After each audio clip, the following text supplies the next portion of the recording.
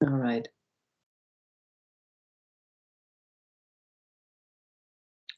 All right. I think we can start. Welcome to the Relational Matters Archive Conversation series.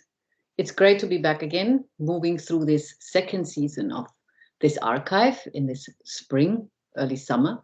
And wonderful to have you all here. And most of all, of course, to Jonathan, Bremer. Thank you for being here with us today to continue our conversations in the Relational Matters Archive. Before we start our conversation, let me give, as always, a few introductory remarks. And first of all, my name is Katrin Thiele. I'm one of the initiators of the Relational Matters Archive, and I teach and research in the context of the Grad Agenda program at Utrecht University in the Netherlands. And together with Ida Hiller-Rupp Hansen, who we have here, and who recently completed their PhD from Utrecht University, I invented and started this archive during their time at Utrecht University. And I'm most happy that we continue this project together also now. And today, Ida will lead the conversation with Jonathan, and I will actually moderate the session's chat, which can be used by all our live participants. And because Ida normally has much better insights for all the technical details, Ida, do you want to take it from here? Yes. Hello, everyone, and welcome to listeners currently present and those who will tune in later on. So the Relational Matters Archive is in its second series of conversations since we started in the spring of 2022. And today's session is, as per usual, recorded, and then it will be uploaded on the webpage where you can go and learn more about the project and run through the archive. So each conversation is loosely structured around the same 3 questions, and it will last up until 45 minutes, after which we might have a Q&A. So we encourage all attendees to share your questions and your thoughts, and then Katrin will raise as many as time allows us after the conversation. Yes, and you can type the question in the chat later on. Maybe you want to also already make note while we have the conversation, and I will then indeed raise them to our to the conversation interlocutors. Before Ida now introduces today's interlocutor more specifically, let me remind us all of the aim, the Relational Matters Archive, and the work it hopes to do. The Relational Matters Archive aims to collect insights in divergent practices dealing with relationality as a starting point for research inquiries, practices, and ways of living. The archive is part of a project in which 2 claims are interwoven in the attempt to engage with and attune ourselves to today's planetary condition. On the one hand, it is an engagement with relational matters, which expresses an insistence on the interactive and messily entangled condition of our current times. And on the other hand, the statement that relation matters, meant as an ethico-political wager to become more literate and more carefully attuned to what entanglement as living condition actually implies. That is, what does such a claim ask from us when living it? It's important to emphasize that if we take a relational point of departure that does not propose relationality as a solution in itself, rather these conversations around relational matters want to inquire what relationality means in specific contexts and on different scales, and how a relational approach to different practices could offer significant insights to what is happening around, amongst, and within us. I look very much forward now to a conversation on this matter with Jonathan Bremer. And once more, Jonathan, welcome. It's very good to see you here on screen and that you agreed to take part in the archive. And I will now pass on to you both, and Ida most of all, and I will switch off my camera and you'll take it from there. And I'll come back later on again. Thank you. So welcome all, and welcome Jonathan once more. So before we begin, just let me briefly introduce you to the archive's users. Jonathan works as a musician, composer, and producer, and has figured on the Danish music scene since 2010, performing with David Sanborn, Gino Vanelli, Nils Landocki, Billy Hart, and others. He He collaborates currently with Scandinavian artists such as Coco O, Caroline Henderson, Marie K, and Tabloid, which means a really busy summer schedule of concerts across Denmark, I guess. But this list of collaborations also signals to the breadth of his practice and its mode of engagement. In an international scope, Jonathan's duo Bremer McCoy released the 2 latest of their total of 5 albums on David Byrne's label Luaka Bob. So one out of the 2 suggested listening you offered for today's session, Jonathan, was Bremer McCoy's album Natten, and I hope our conversation will allow us to dive into this really moving and intriguing work. So in preparing for today, I came across one description that you offered of what is Bremer McCoy does, and I think it works nicely as an alternative introduction before we begin. So I'm going to quote you now. Okay. When people ask me about the genre, sometimes I just say that it's instrumental music for bass and keyboard. We do everything kind of slowly. Our music is slow, and the way we make it is slow. When we play a concert, somehow it has a slow vibe about it. In general, our music is a contrast to society in some way, I think, with things going faster and more social media and lots of information all the time. There's also very clearly a yearning for things to be slower. End quote. So I'd like to return to this notion of slowness as a relational prism, but let's just see where the conversation takes us. Sure. So as per usual, our session follows a structure of 3 questions. And I'm just gonna start us at the top. So if you could just reflect on the first question of how does relationality actually figure in your work? From which angle are you engaging in relational matters?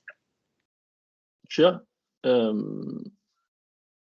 Well, I guess that's a very broad question, but I'll just try and jump into it somehow. I always work with other people, and I take many different roles in the different projects that I'm part of. So with Bremer McCoy that you mentioned, which is my own project, I have that with my old childhood friend Morten, and we make the music together and pretty much do everything ourselves, do the recording and every part of the production we do ourselves, and we've been doing it like that from the beginning, which has been a great learning experience. We started the duo when we started it in 2012. So I was like, I've probably been around 21 when we started, maybe even a bit younger, and recorded everything ourselves. And we really didn't know that much about it back then. So it's been very much a kind of a DIY project. But through that, I've gotten some skills in all the different like parts of music production and composition and pretty much all of it. So now I take many different roles in other projects as well. I'm working with a singer, for example, a Danish singer called Marie K, where I'm producing her album, and she's written most of the songs beforehand. And I like take care of all the arrangement and composition. I also do some work for a music label with finding artists and working with new artists and signing them to this label. So that's a very different role too, where I'm not that hands-on, and it's more like a big perspective kind of thing, and advising the artists sometimes, and sometimes just letting them do their thing, really. So you always so sorry, what's that? It's just to some, like, or just to understand it right, so you always work in collaboration, and but in quite different roles then. Yeah, the point sure. of engagement is at different stages, and also with very, very different roles in some way. I'm curious about this work then with Morten, or people that you really collaborate with, as I understand it, in a way where you really are collaborating throughout the whole process, but also, as you're saying, you kind of started out with the collaboration not knowing where it would take you, so you really had to rely on each other in some way. Yeah, definitely. So in that case, we've been playing. We've been. Do you hear me? Yes. Okay, sure. We've known each other since we were small, like 5 or 6 years old, and have been friends since then. And also played some music together as kids. And then we kind of went our separate ways as teenagers, but hooked up again when we were around 19 or 20 or something like that, and started playing and writing music together. And it was very easy from the beginning because we knew each other so well, and there was kind of a very intuitive understanding between the two of us, which was very clear also when we were playing together. So it all just kind of made sense intuitively and was very easy. And yeah, for the first album we did, we just booked a studio for 3 days, and we actually wrote the whole album in those 3 days and recorded it. Okay, sounds.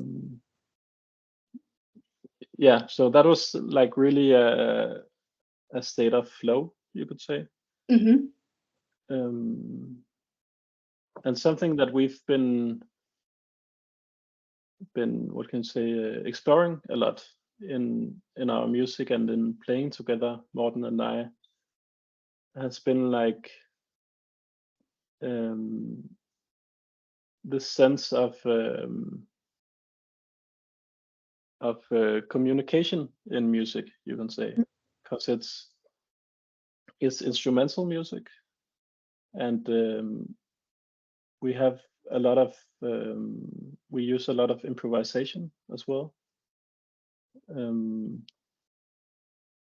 which is really which really opens the, what can I say, it makes it very easy to like focus on the intuitive, if that makes sense. Yes. And I think intuition is a very powerful and a very very beautiful thing in a way. I think intuition is a kind of intelligence that is oftentimes more intelligent than what we normally call intelligence. If that makes sense. It does, in the sense that it's sort of not the same as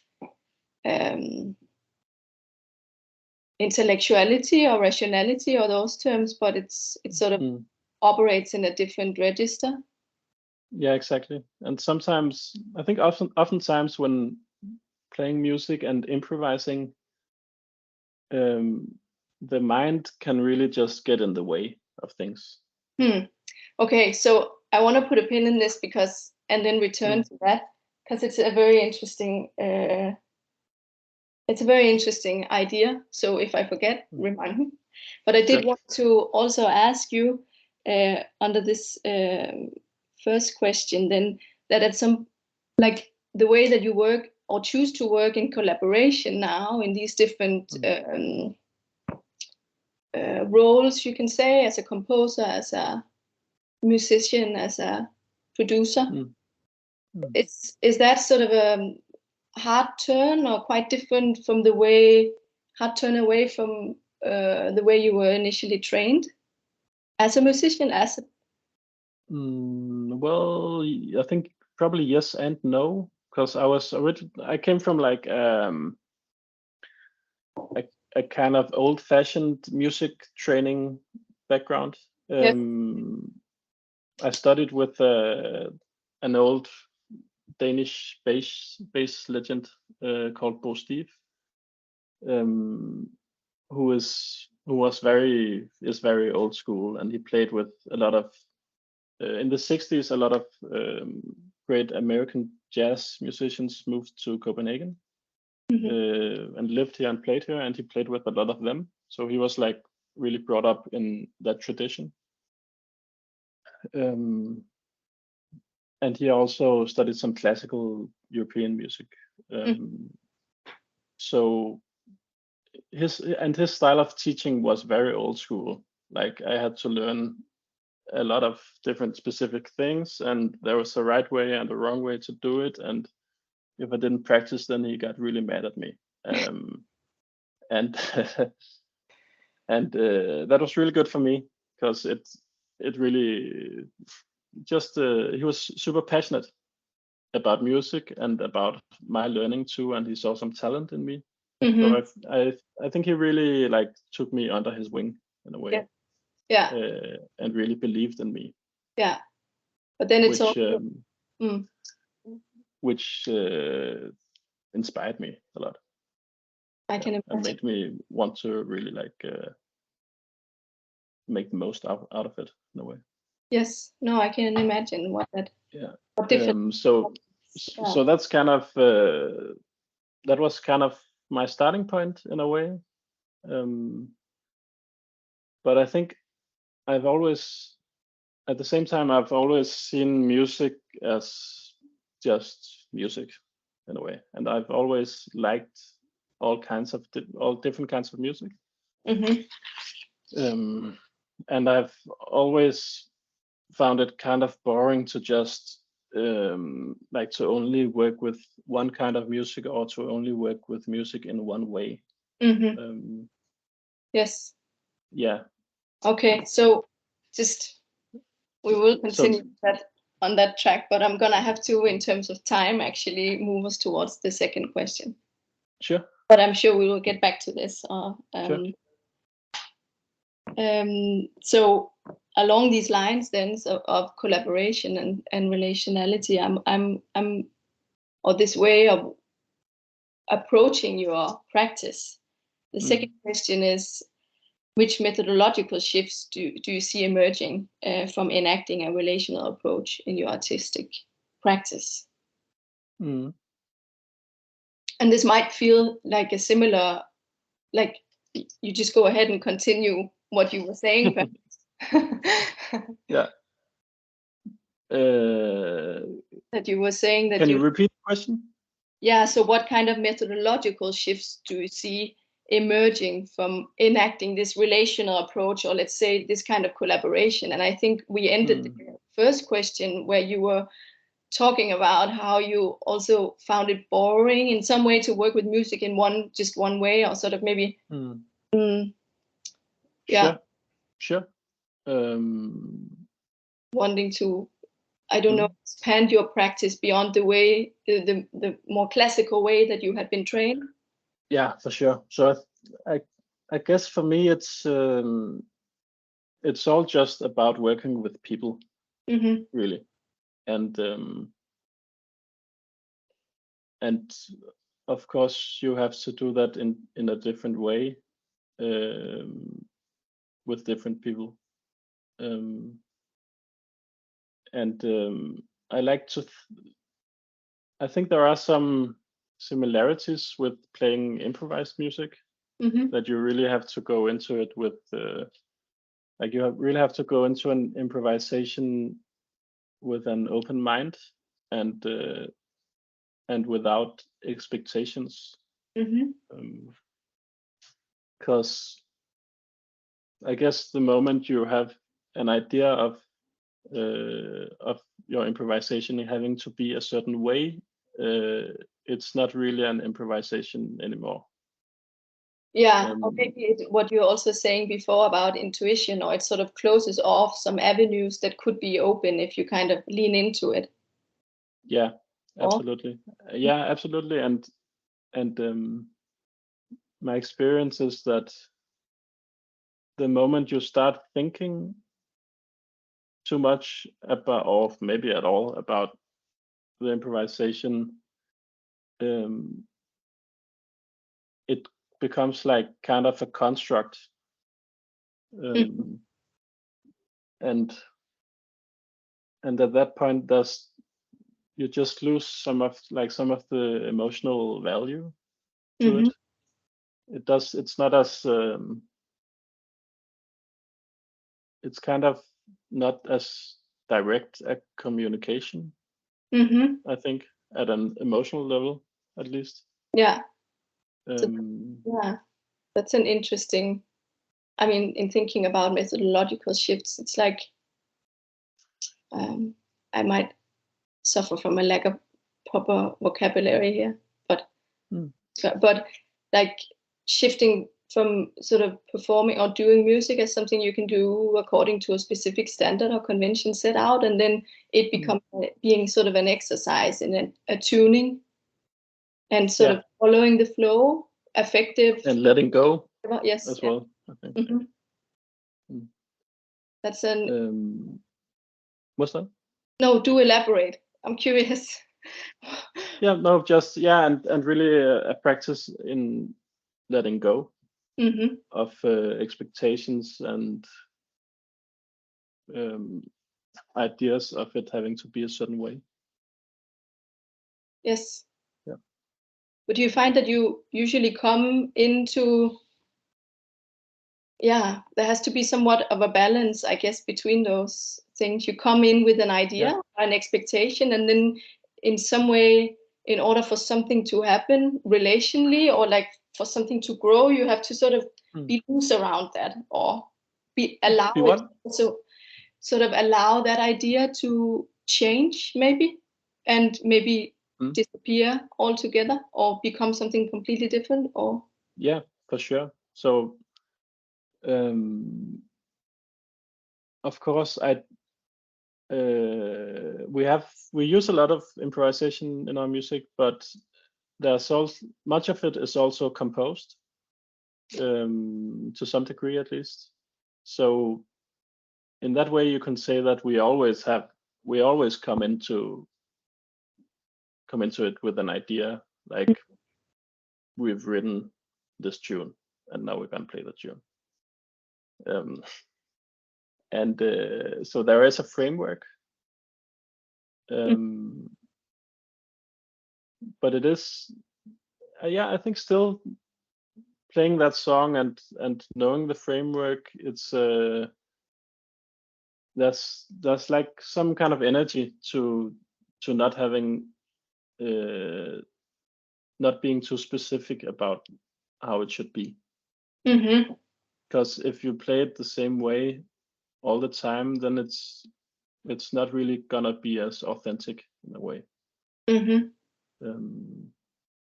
I know also that one way you sort of try to honor that intuition and authenticity, or whatever you want to call it, is also by recording and setting up analog. No? Yeah, we do that sometimes.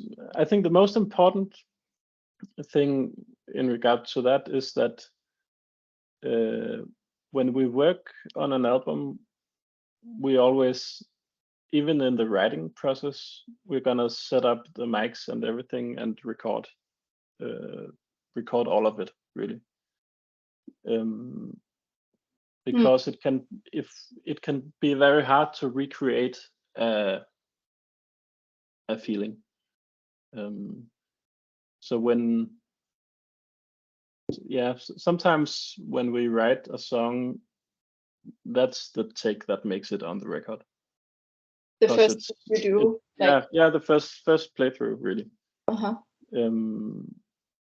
Because it's more spontaneous, and there's just more feeling in it. And when we started out, we would also record the writing process, but we didn't really do it very properly. So we would make more than once we've made like a magical take, and then but it sounded weird because we didn't set up the recording properly. And magical, you mean? What's that? By magical, you mean? I just mean a really good take, and Yes. and that felt just the way it should be to us. But it sounded weird because we didn't set up the recording properly. And then we tried to recreate it, and we would do maybe 20 takes on it with a great recording setup. But we would still end up preferring the demo version. And we have actually put these demo versions on the records more than once. Also on Natten, the one you have shared for today? Not on that one, because by then we had learned the lesson. Okay. So only good sound. Okay. Yeah. Yeah, I guess we soon have to really move to the last question, actually. But Okay. the thing I wanted to get in there in this segment of the conversation is this notion of slowness again, because I found that really intriguing, the way you use it to describe what it is that you do, sort of contrasting or opposing it to a sense of fastness around us and that we engage in. And I was thinking, yeah, sure, fastness in terms of the society we live in and the kind of pace by which we are introduced to stuff. But I think that fastness also in some way requires a form of detachment, in the sense that it individualizes us to kind of propel us through this fast-paced, I don't know, efficiency mode, requiring some form of detachment. And then it feels like slowness then, in the way you've been describing the practice that for you and Morten in this project is not just about, well, it feels slow and what you do slow, but it's also something, it's really about attachment, attunement, relating, being present, and sort Absolutely. of. And I find that a forceful idea also, because of course in my work, in my teaching, in my own thinking, I find this kind of relational perspective, this notion that we're always entangled or attached in the world, necessary and inevitable, but then how to attune to it in some way, like actually how to get in touch with it. And it seems to me just that in listening to your music, there's a very visceral sense of some effort or exercise in attuning to that. For sure. Absolutely. Yeah, because you're so deeply dependent on it for anything to happen. Yeah, yeah, definitely. I think that's very well put. So something we like to focus on a lot is that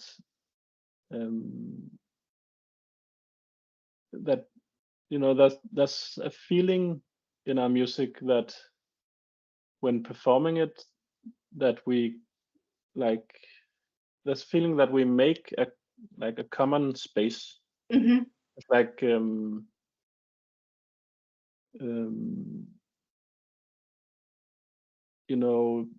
one could say that we're two separate humans playing each our instrument, and we are like detached from each other in that way. But I think it really is the opposite in a way, like that we like make this common space that Morten and I both both share, and it really is what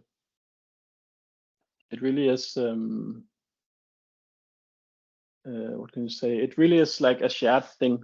And even when playing concerts, I feel like the audience is really as much part of it as Morten and I are. It's kind of a little difficult to put into words,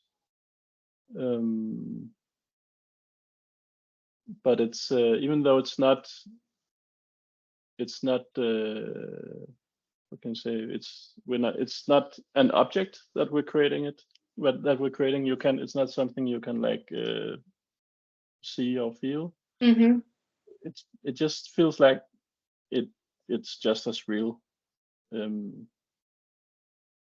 Yes. That's something we've been that's been very inspiring, and very something Morten and I have talked about a lot, because it's really kind of weird and really awesome. Yes, it does sound, I imagine. Okay, so I have to shift us to the last question. Sure. So the last question is, where do you see dangers, tensions, or limitations in taking relationality as starting point for your artistic practice? Dangers or limitations, was that question? Yes, or tensions, even sort of pressure points where it's, as nice and as generative and magic as you describe it, it also comes with a set of, well, you sure. Yeah, sure. Well, of course there can be some ego to it, and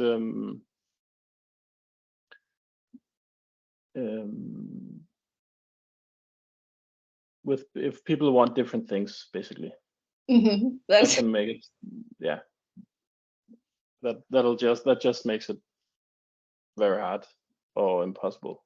Yes. To work together. Certainly.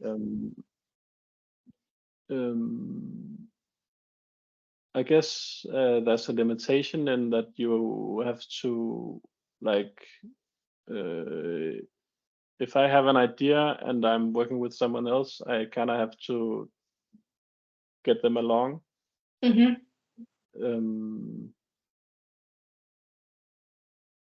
don't know. I guess there's many like social limitations to it. And oftentimes with in musical groups, there's the social stuff is really what makes them quit at a certain point, because they just can't work together anymore. And you've seen so many bands do that, even when they were at their height and probably had many masterpieces left in them. They just really couldn't really endure each other anymore. Yeah. No, I suppose it's also like that's a kind of concentrated example of just a kind of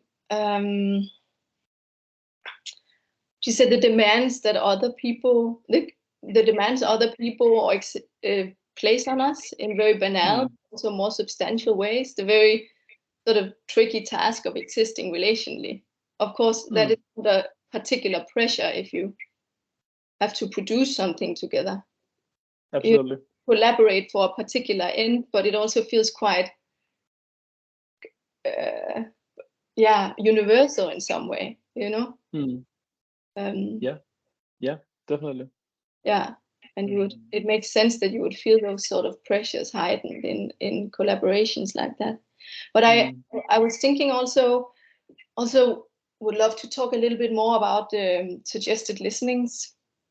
And one way to do it is also maybe to situate this question there with your choices of what you shared for today's session. So and maybe this is a sort of a way of talking about the risks or the stakes of doing something, because you put Miles Davis album together with yours and Morten's collaboration, and I'm not meaning to suggest that you are doing that by comparison, but somehow they are speaking to what we are speaking about here today. In some way, they are speaking to you. But so the risks and stakes of engaging in this kind of practice, where you foreground the sort of the intuitive and the improvisational, and this at some point you described this Miles Davis album also as deconstructive in some way. For sure. I'm curious what you mean about that, and also feel free to get quite technical. Sure. Well, yeah, absolutely. So that's one of my favorite albums, and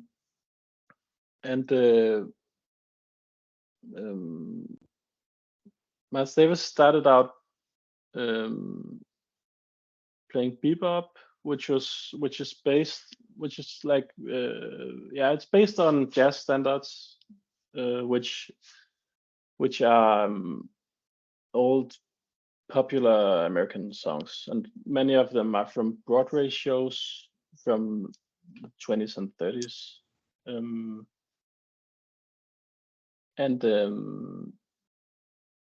So that was kind of where he came from. And then in '64, when this album was recorded, or is it '65?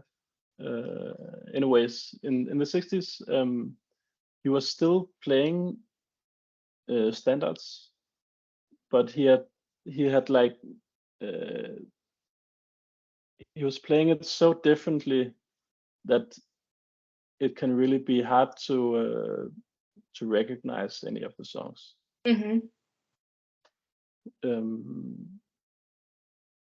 So improvisation was always part of his music, but at this point he had even changed the harmonic structure and the rhythmic structure of the tunes to a point where he wasn't really playing the melody, and the harmonies were changed a lot and were changing a lot during the song as well, in an improvised way, and rhythmically it was just totally improvised. Yes. So it was not totally deconstructed, but close to it at least. Yeah. I find this very interesting. I mean, I'm in some way. Sorry. It's just I was gonna say it's very, what I like. One of the things I like about this record is that it's very clear that they listen so much to each other. And you can really very clearly hear them reacting to each other, and like the music takes shape as they go along. So they do have some kind of a very loose framework, in that they are kind of playing a song most of the time, sometimes. But it really takes shape as they go along. And of course, to be able to do that, you really have to master the music, and I think it's very important that they've played together for years at that point. Yeah. No, I think, I mean, I think it's interesting that you are describing it also in one way as it begins in some way as a gesture towards the convention. So, and it shifts to show in some way that, it could be different, like it could also be completely. So I'm thinking of this kind of, it's in some way also a philosophical gesture that reminds me of this kind of diffractive tool in Entangled, sort of or relational philosophy where things don't exist as expressions of static or inert core, but they are different. They don't just feel differently. But so in some way, I find that kind of showing that something that is understood to be in a particular way or expected to be in a particular way can be so different, can also be very different, and also bring about a very different experience. It's quite possible, of course, in the context where, in the historical context, I think kind of challenging a convention like that, but also just as a sort of reminder of that space of possibility. It could also be this way or that way. Yeah. And that the risk in some way would be in making that maneuver or gesture would also be, maybe it doesn't compute with us, like maybe then it doesn't affect. I think. Or yeah, for sure. And I think he probably would have had a much bigger audience at the time if he had played it more simple.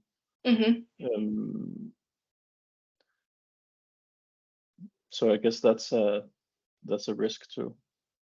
Yeah, and then without comparing sort of one-to-one, but it in that sort of space that you open when you improvise and you sort of lean into that attunement, relating.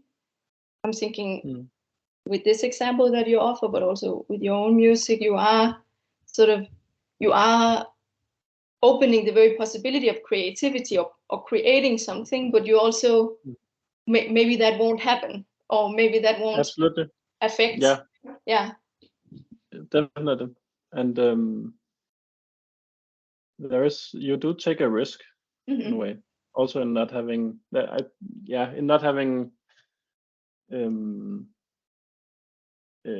expectations of your improvisation being a certain way. Yeah, that's a risk in itself. And sometimes it does go better than others. And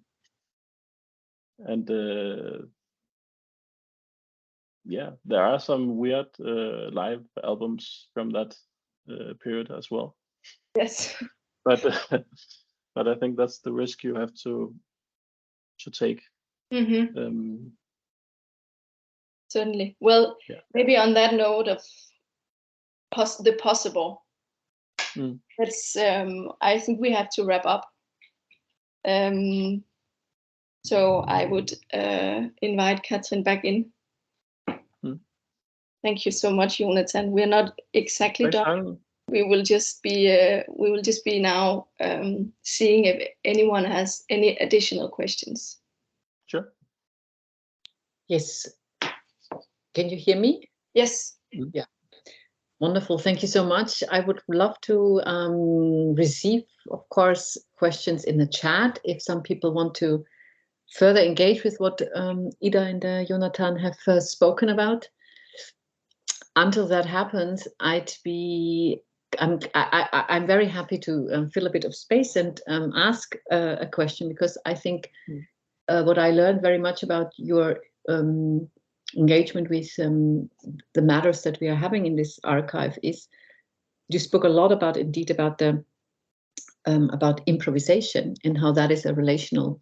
I would now translate it as a relational matter, or as a relational encounter, and also a kind of a figuring out how it works. And my question to you comes a little bit from my listening to your music the last few days, and then I read about that you both described the latest album as your most cosmic album. And I was really, because for me, relational matters is very much about a different, maybe also cosmology, or a different kind of approach to, also knowledges. And so I would just love to maybe from you to hear still a bit, and I myself, maybe also that I myself, having practiced in the past more music myself, but I think being attached to music as one of the elements that I find very much as something that can touch in a different way for me, the cosmic, than for me, like, for example, visual arts can do. So in that sense, I was very much taken by this description. And if I would love to just hear a little bit more about how you would describe how the music, what you would think about really music, or the tonality of what you are, what you have recorded, also in the sense as how you described it as really you doing it, and then you'll record it directly, and you'll see, then, and you said also not over practicing it, not over repeating it, because then you lose something. And how maybe you can explain to, or kind of say a little bit more how that is related to you, to the cosmic, or how that came into being. That I would just love to hear more about. Yeah, sure. Well, I think what I talked about with recording the material straight away, I think it's kind of just a more direct kind of communication in a way, because if we write something and then at a later point need to recreate it in order to document it, then it kind of feels like that's another stage it has to go through before it gets to the listener, and it just becomes a less direct kind of communication. That's how it feels to me, at least. With the cosmic, on our newest album, there's just some parts of it are just a little less concrete than our previous albums. We use a synthesizer on this newest album that we haven't used much before, and it's set up in a way where we can play a chord on it, and it will keep playing this chord and take all the notes. Let's say that there are 10 notes in this chord. It will play them random, like in a random order, and in different octaves randomly. And what we did was send that through a delay machine, which is like an echo, but a very, very long echo, which we can make it kind of almost indefinitely long. And that would just create this awesome random moving chord that we could play on top of. And that felt very cosmic to us. Nice. Yeah. And just to follow into this further, I was also, I think your partner Morten McCoy wrote this, that it's about, also this improvisation that you talked through now also a lot. And I feel that has a lot to do for me with a relational approach. He, I think, says, if it works for me, then things really come together. So to kind of then really things are in the flow, as you would probably say. And this, if it works for me, is an approach that has a lot. I think it has a lot in it, because it can also not work, and then it's fall flat, or then you just have to change or something. So so there is some relating. I mean, there is something relational already in it, because somehow it has to work.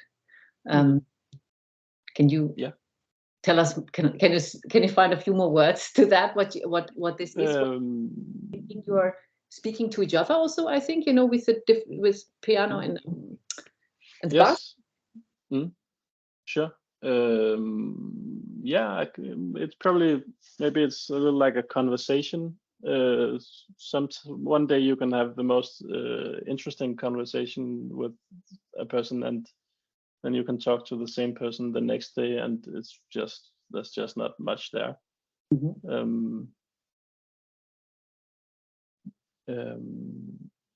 Or maybe maybe you have too much on your mind and that too many thoughts that you can't let go of. That can make it not work as well. Because you have to just enter it with some degree of an open mind, at least. And I've been some periods of my life I've been very much into meditation, and because to me it relates very much to improvisation, because it's like practicing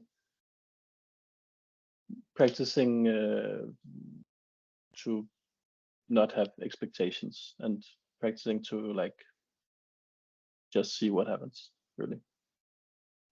Yeah. Is that a description? If that makes sense. Is that a description for that you know that it works? How do you know when it works? How to know when it works? When it feels good to me. Nice. I want to invite, we have a couple of more minutes, but only that. Is anybody out there still who wants to type a question? Otherwise, either do you want to don't want to take away the space here once more? So please, we can wait a little bit, or we can also wrap up because it is time. How does it feel for you?